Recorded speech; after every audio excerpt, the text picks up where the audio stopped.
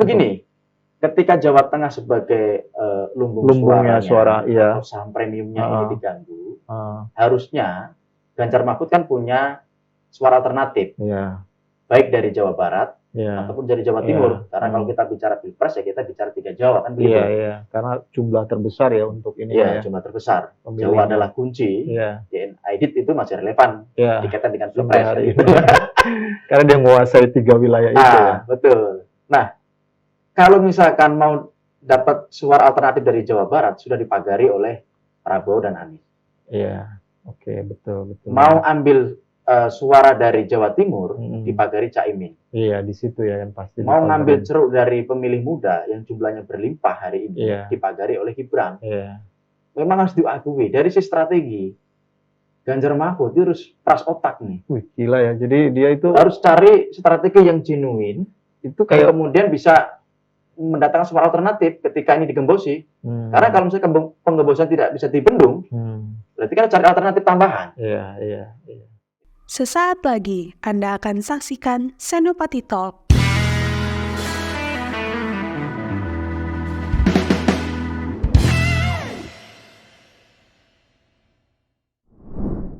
Yang dipersembahkan oleh Senopati Syndicate.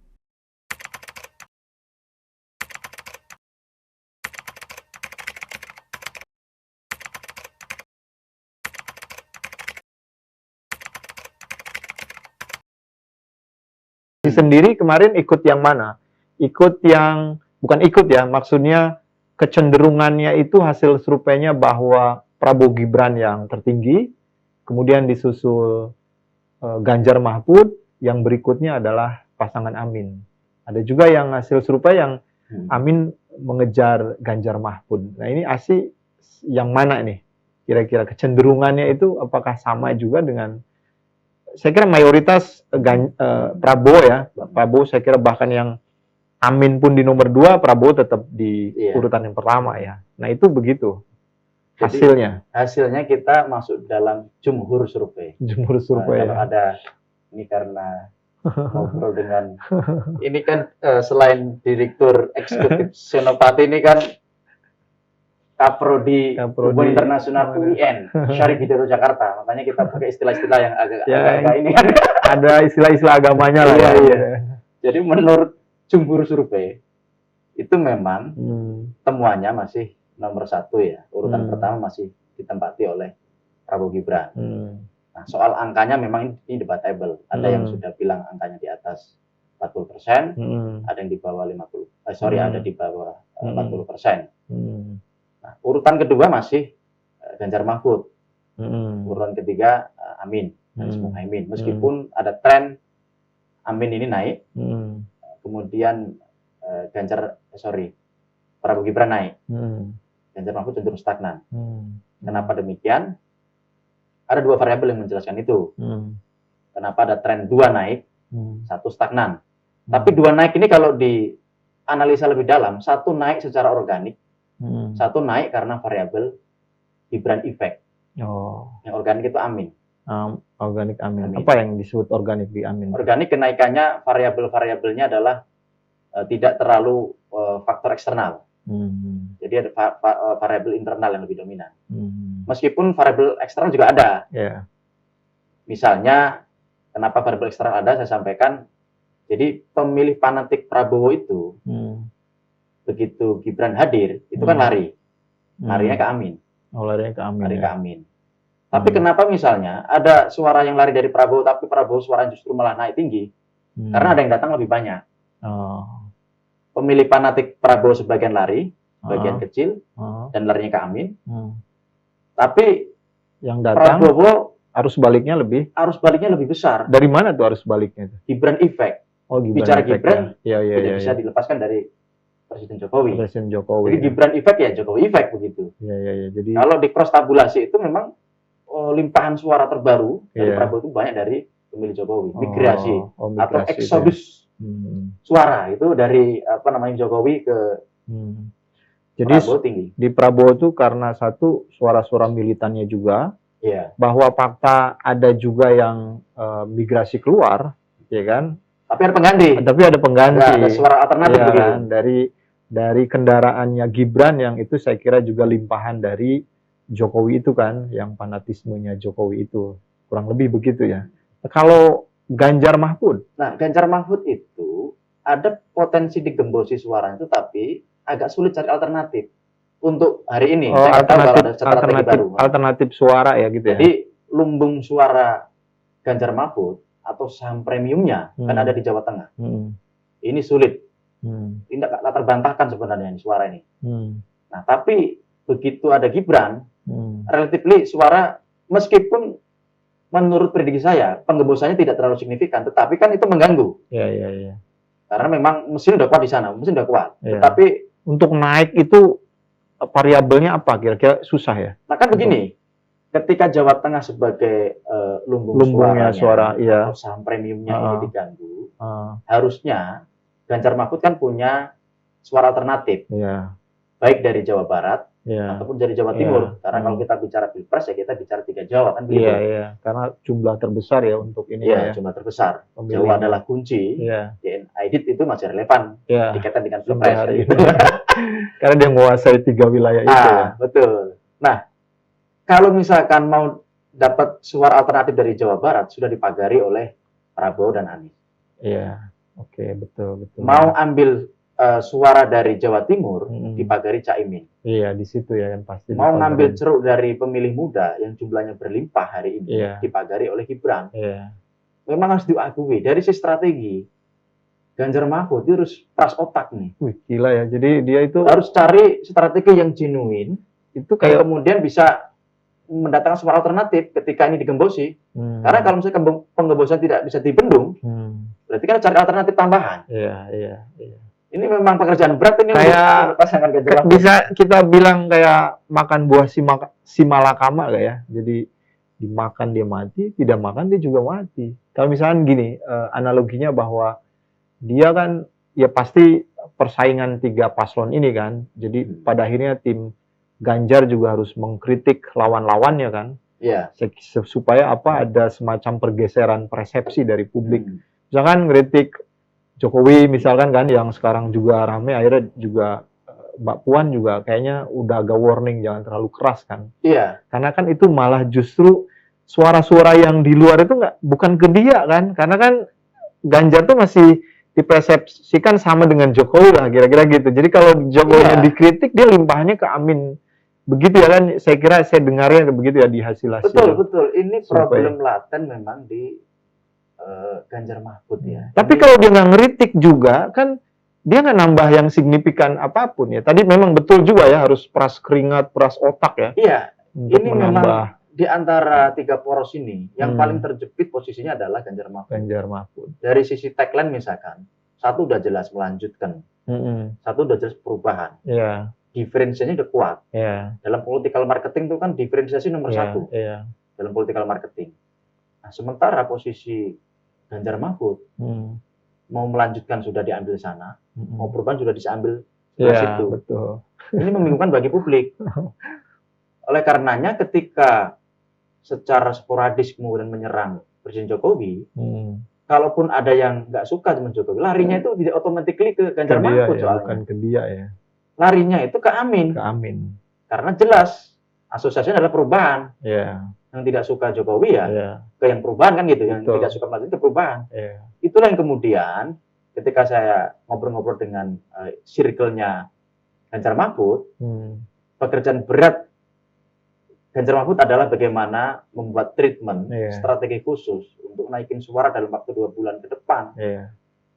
Kalau tidak ada di 2 paslon yang rivalitasnya itu tetap solid atau nggak ada perpecahan ya kan susah juga ya. Kalau perpecahan di antara itu masih ada peluang ya kan. Isu-isu atau limpahan-limpahan dari ya kan ngambil tim sesnya kayak gitu ya. Kan kalau kita bicara populasi, ceruk pemilih terbesar kan ada 2 kalau kita bicara demografinya. Satu adalah Nahdlatul Ulama. Data-data survei mengatakan orang Muslim yang mengaku sebagai NU itu angkanya di atas 50%. Itu satu. Yang kedua adalah pemilih muda.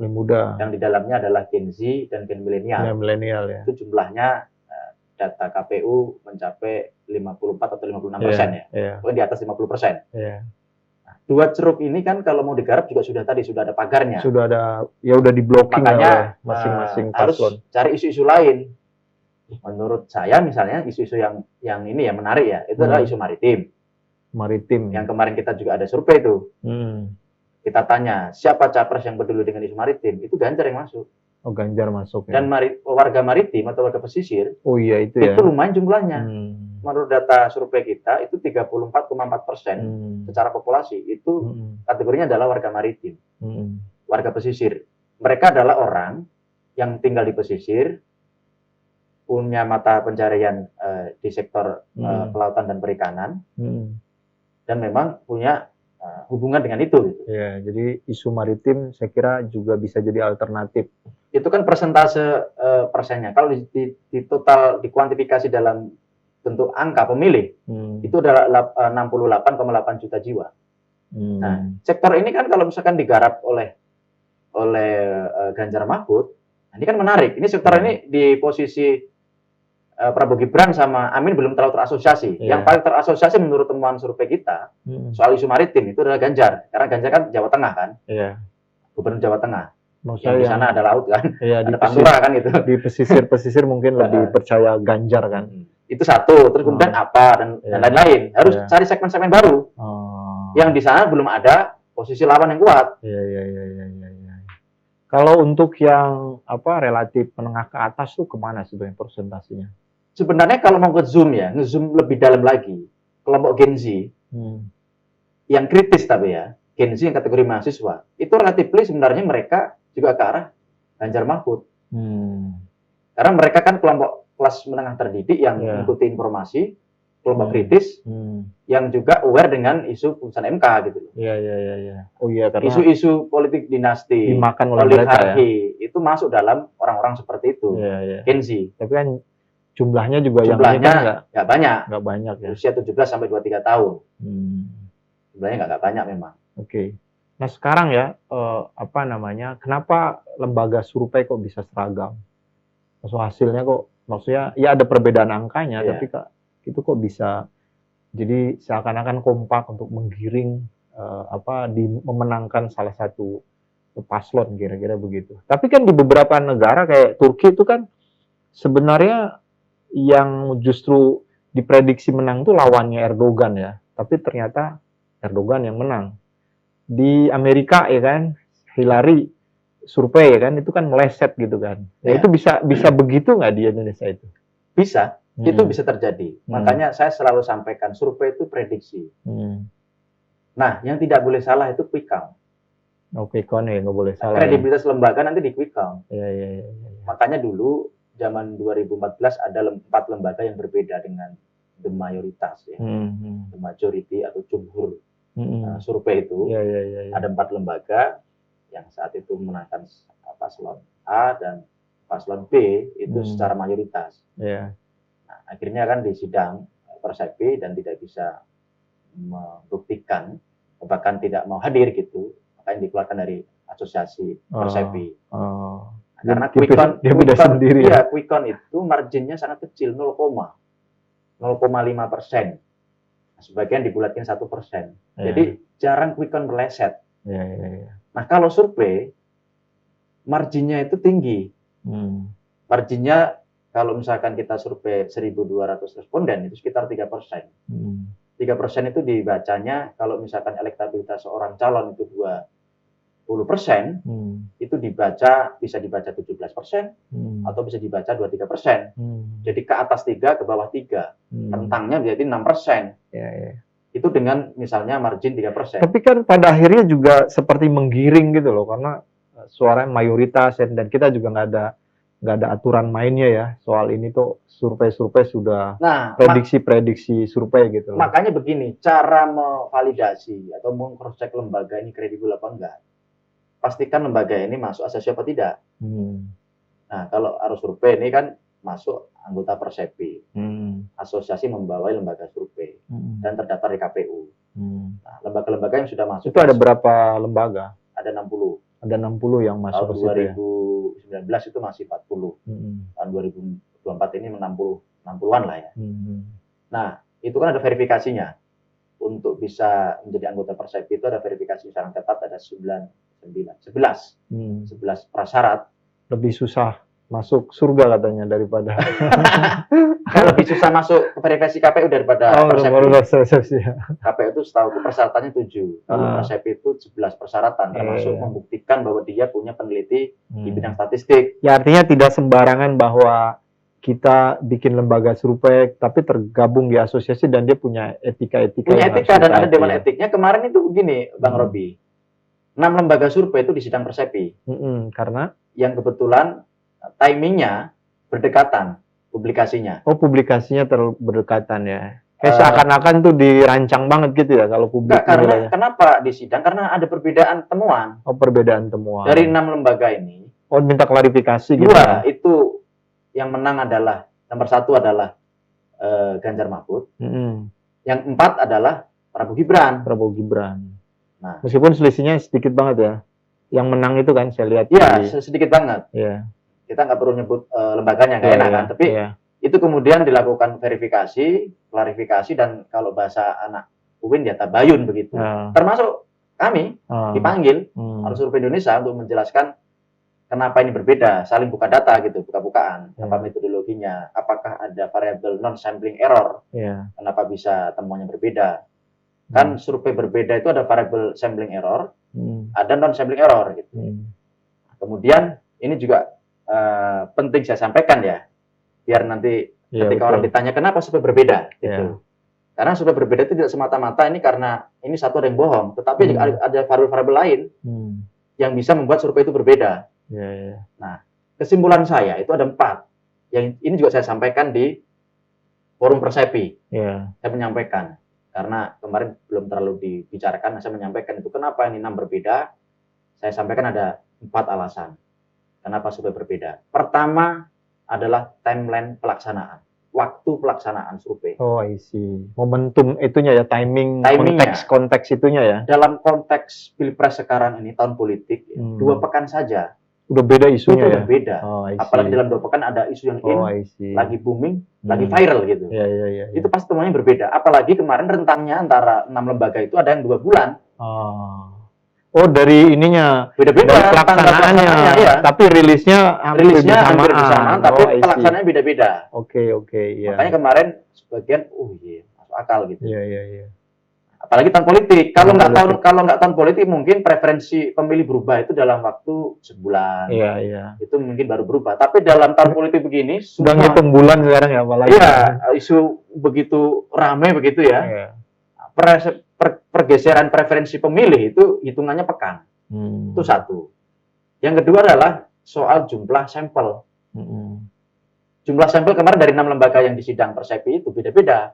Ada yang 1.200, ada yang 2.200, ada yang minimalnya berapa? Minimalnya berapa 1.200. 1.200 untuk nasional ya, standar ya. Oke. Biar bisa dapat margin 3%. 3%. Nah, jumlah sampel yang berbeda itu akan membuat margin of error juga berbeda. Iya, betul. Itu membuat angka bisa berbeda begitu. Iya. Itu yang kedua. Yang ketiga adalah soal metodologi. Nah, dari kemarin dari 6 lembaga yang disidang itu memang beda-beda metodologinya. Ada yang multi-state random sampling, ada yang simple random sampling, ada yang RDD. Itu juga membuat temuannya berbeda. Temuannya pada akhirnya berbeda. Ya? Nah, yang keempat adalah apakah itu survei by phone atau survei tatap muka. Oke, kalau kita bandingkan dengan ada yang Ganjar Mahfud yang jadi nomor urut di presentasinya lebih besar ketimbang misalnya 4 lembaga survei yang justru Prabowo di nomor urut yang pertama gitu. Itu apa perbedaan yang paling signifikan? Perbedaan paling signifikan di sana 2. Pertama, beberapa lembaga ini ada by phone, ada tatap muka. Yang kedua ini timeline pelaksanaan. Timeline pelaksanaannya. Dua ini kesimpulan. Ini saya ya, pendapat saya. Karena kalau survei tatap muka itu paling kompatibel itu disandingkan, dikomparasi dengan tatap muka. Kalau survei by phone biasa dengan Baipun. Iya, Kenapa? Karena kalau survei Baipun itu Kayak model polling gitu ya di bukan ini ya. polling, ini soal nanti representasi populasi. Survei Baipun itu hanya bisa mewakili maksimal 90% populasi Indonesia. Oke. Karena masih ada sekitar 10 bahkan sampai 20% warga Indonesia itu tidak punya Tidak nomor memiliki telepon. telepon. Nah, itu disampaikan Oh, itu disclaimer-nya. penjelasan Disclaimer-nya itu. itunya ya. Nah, sementara survei tatap muka itu bisa mewakili secara holistik, Hmm. secara menyeluruh populasi. Hmm. Karena kan didatangi langsung kan ke rumah-rumah kan gitu. Oke. Nah, ini yang membedakan misalkan kenapa survei Baipun agak berbeda dengan tatap muka. Makanya kalau mau dikomparasi itu harus make sense dari itunya. Kayak Kompas tuh kan sering banget dia itunya Baipun ya. Ya, Kompas kan ada dia disampaikan jejak pendapat. Iya, jejak Nah, pendapat. kalau ini gitu survei ya. nasional tatap muka dia disampaikan. Iya. Itu pasti biasnya berbeda itu Oke. tingkat ininya. Oke, saya kira menarik. Nah, ini yang saya kira kita akan menjawab persepsi publik atau tuduhan-tuduhan publik ya terhadap lembaga survei. Meskipun sebenarnya jawabannya juga sudah ada. Mereka yang kritis terhadap hasil surveinya itu ya karena hasilnya tidak berpihak kepada salah satu paslon yang diusungnya kan rata-rata begitu ya. Begitu. Ya kan.